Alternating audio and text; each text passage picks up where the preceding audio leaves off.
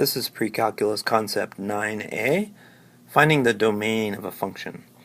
So you may remember that the domain of a function is basically the set of inputs that work in the function.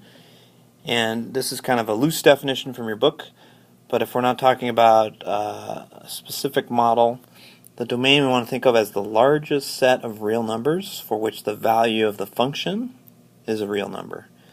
And most importantly here is the idea that division by zero is a problem and even roots of negative numbers is a problem. So we're going to see several examples, but basically those are the two things you want to watch out for. Most of the time, for most functions, the domain is going to be all real numbers, but if we ever have a situation where we're dividing by zero or taking the even root of a negative number, those are what we want to watch out for. Alright, before we jump into some examples, we're also going to talk about a notation that's going to be new to a lot of you called interval notation. So I have two number lines here, and basically a set of numbers is depicted there in red. You have probably in the past used inequalities to represent this, and you might say something like -2 is less than x, which is less than 1. And if you have solid circles, you'd have bars underneath your inequality.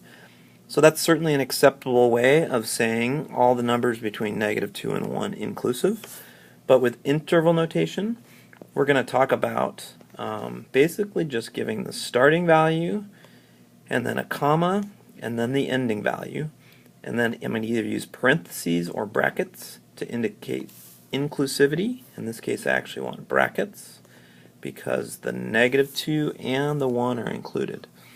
Alright, in our other example here, I've got two different intervals described, and so I'm going to use two different interval notations. The first one goes all the way to the left, so we're going to do negative infinity. We always use parentheses with infinity and negative infinity, and then comma 4, because that's where I stop, and I put a bracket. And then I'm going to take the union of that with a different set, and this one's going to be parentheses 0, comma, infinity, parentheses.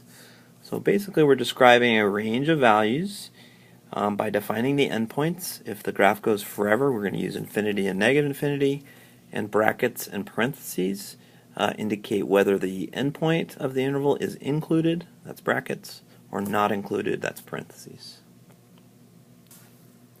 Alright, let's look at some functions, and again the idea is to give the set of values that make the function work, keeping an eye out for things that make the function problematic. So again, we're looking for zeros in the denominator or square roots or even roots of negative numbers.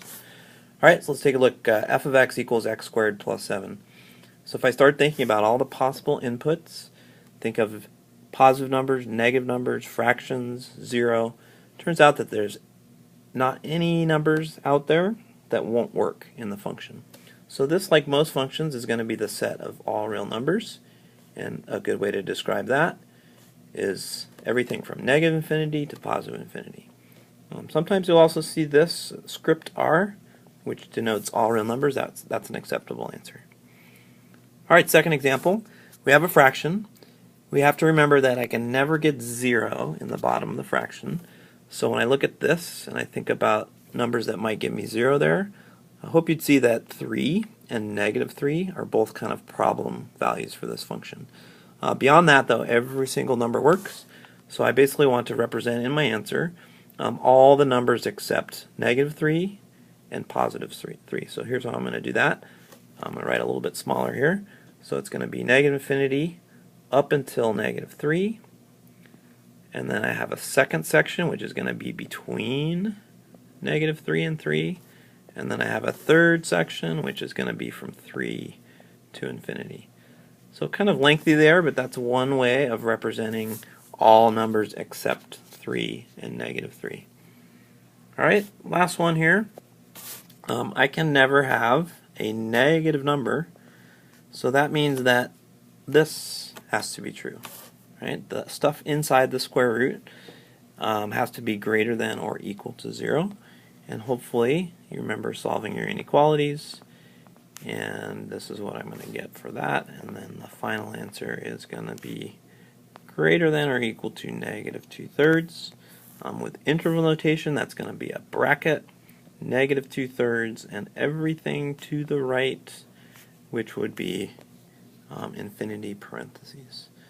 Alright, so these are three different functions and the domain for each.